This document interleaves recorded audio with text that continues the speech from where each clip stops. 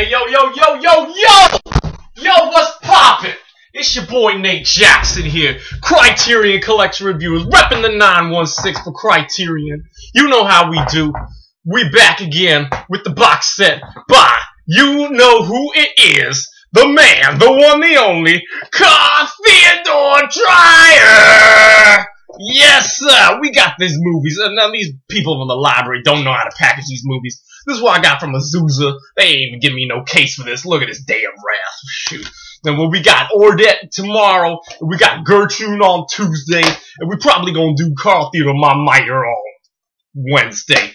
But whatever day that is. But now we got Mr. Day of Wrath, the number 125. 124 is the box set, but we gonna call this 125 because it's just this movie now. So anyway, let's get right into it. It's like 97 minutes long. It's in Danish. You know how we do this. You know, No, I can't do it. Fuck it. Okay, I can't get excited about this. No. I can't do it. No, I can't.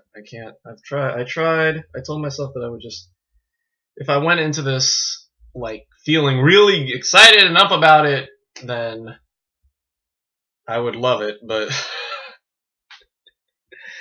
no. Now, to be fair, this one wasn't a bad movie. It wasn't bad, but it was low. And that's, I didn't say slow, I said low. That's a combination between long and slow. That's when you have like a short movie. It's only 97 minutes. It's not very long. But because of how slow it is, it feels like it's really long. That's a new word I just invented on the spot here, low. So I'll try to tell you basically what it's about. It's about witches. It's about this woman who hides a witch, and then she hides a witch, and the witch gets found and burnt, and she ends up falling in love. The woman falls in love with her husband's son from another marriage, and so he ends up, and so he thinks it, and so they go off and have sex in bushes and fields, and oh god, what the hell was this movie about? I have no clue. I mean, I kind of got it. It was about, the witches. It's about, this supernatural and stuff like that a little bit. It's about, how people are paranoid about witches and all that. And I was actually just reading I'm reading a Doctor Who book about witches right now, so it's kind of funny that they would talk about witches in this movie, that these two would sync up in my life right now. So yeah, basically I can't think of anything else to say about this movie. The actress who plays Anne, the main character, Elizabeth Mouven, is very pretty, and she's definitely aged very well. I don't know if she's still alive, or in the supplements, there are two supplements, outtakes from a 1960 an interview from the 1960s from a documentary about Dreyer, and then a more recent documentary about Dreyer called Theodor Dreyer My Miter, I guess, which it just has outtakes from that weren't included in here. I'm assuming this one is about like all his films. It's just basically a documentary about all his films. But yeah, no, I mean, I think the actor, and there's the actor who played Martin, who was Absalom's son, Absalom being Anne's husband. He aged really well too. I mean, it's a trip because they run them together. They run the clips together. They show the 1960s outtakes first, which are really short, but then they show the Miter clips, the outtakes, which are a lot longer. And they go from one to the other, and you look at them and they're like, holy crap, they barely aged, Considering it was like, there's like 30 years between the clips, so 30 years later, they look really good. And then when you think about the fact that this movie was like 1942, so 20 years after the movie, they did an interview, and then 30 years later, they did another interview. So they look good. Well, let me check the back of this. What year were those interviews? They were shot in whatever year Miter came out, so it was 95. So yeah, so yeah, there was basically quite a bit of time between the two, and those actresses aged wonderfully. So that's one compliment I have about this movie, or at least the DVD set. And I look forward to seeing the whole Miter documentary. I think it'd probably be a little more interesting than the movies themselves. But hey, this is the first one. This is the kind of stuff that Criterion loves. Just like, Eisenstein, the Eisenstein box set. Although I like the Eisenstein movies. I kind of did. I wouldn't mind seeing them again a couple times. I wouldn't mind maybe owning them if I could find it cheap enough. Because I kind of just, I don't know, I got into the stories, and Eisenstein just, knows how to tell a good story, basically. Dreyer, on the other hand, I don't know. So far, I've only seen the first one. I still got Ordet and Gertrude. Maybe it's Gertrude, yeah. I should go into these reviews knowing how to pronounce the movies, but whatever. But yeah, no, Day of Wrath, it's a nice story. It makes sense, but it's just really slow, and I think a lot of the dialogue just doesn't fit. And the fact that Anne's, and of course, a incomplete ending, an unsolved ending.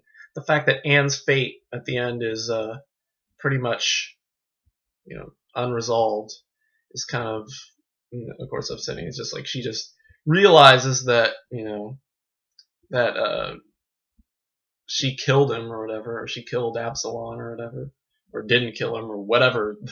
I don't even remember what she realized, what her epiphany was. That's how confusing this movie was. Ugh. Anyway, so I'm probably going to get shit for this, as I apparently am with my review for Picnic at Hanging Rock.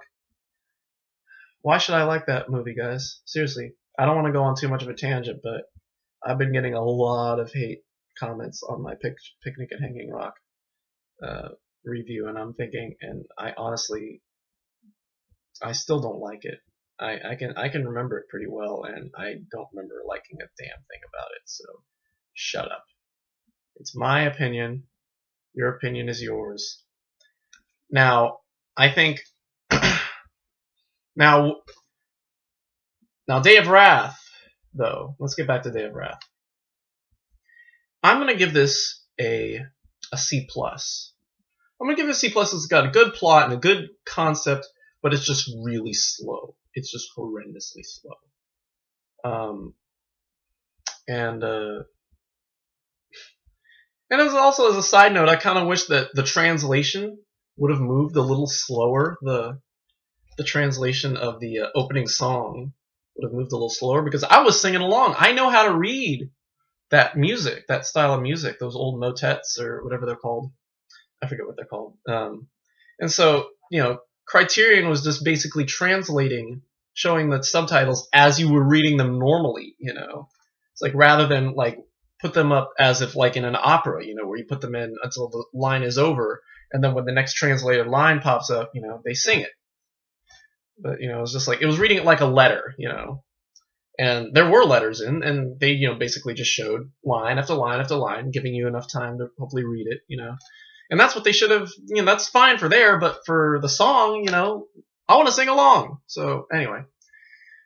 Yeah, and it's one that, it's like I said, it's got a good story, some great acting in it, but it's slow. It's slow, and it's just really slow. So I'm gonna give it a C+. At least it's a foreign film that, like, I could kind of figure out what was going on through it. There are films where, like, it's foreign and I have no clue what's going on.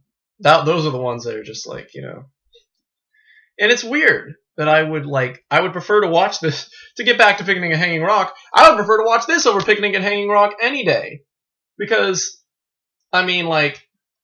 it's weird. Like, at least the story's better. Basically, the story doesn't piss me off as much as Picnic at Hanging Rock did. So, yeah. Yeah, I don't know how. I don't know why all these comments. Why people are hating me for Picnic at Hanging Rock. But I don't know why I'm making such a comparing this to Picnic at Hanging Rock. But so be it. Anyway, Day of Wrath, C plus supplements were the interviews, some stills, and that's it. C plus. Would I watch it again? Yes, I would. But if I were at the press club and they were showing it on the TVs as they do as TCM, they usually put TCM up. I would definitely not necessarily pay attention to it as much as I would Diabolique, which they did show. They showed Diabolique at a club downtown that I go to, and they were showing Diabolique, and it was hard to get like switching between dancing and looking up and watching, where the movie was. So yeah, that was really cool. But yeah, Day of Wrath C+. All right, next tomorrow, Ordet. Yeah, I'm thinking. So the plan is, I think tomorrow Ordet, Tuesday evening Gertrude, and then Wednesday evening New Year's Eve, the final movie of the year, Carl Theodor Dreyer, My Miser. And then next week we'll do Le True, which I still can't get, so I'll probably have to buy it off of YouTube. But there are no supplements, so it's just the movie, so I can just do a review and then hold up something from the movie to represent the DVD. And yeah, and then I think the shop on Main Street or whatever it's called, the Closely Watched Trains next week, and yeah. So. But anyway, I'm hoping that the next two movies are more interesting, a little more interesting, a little more fast-paced than Day of Wrath, even though they are longer. They're both, I think, both over 2 hours long, or almost 2 hours long, and in Danish. That's great. Gotta love 2-hour Danish movies. Anyway, thanks for watching. I'm out of here. I'm not gonna go back to that. And I'll see you tomorrow for don't be a witch. That's a moral. Don't be a witch, and don't burn witches, and don't kill your husband with witchery. I'll see you tomorrow for Ordet. Later.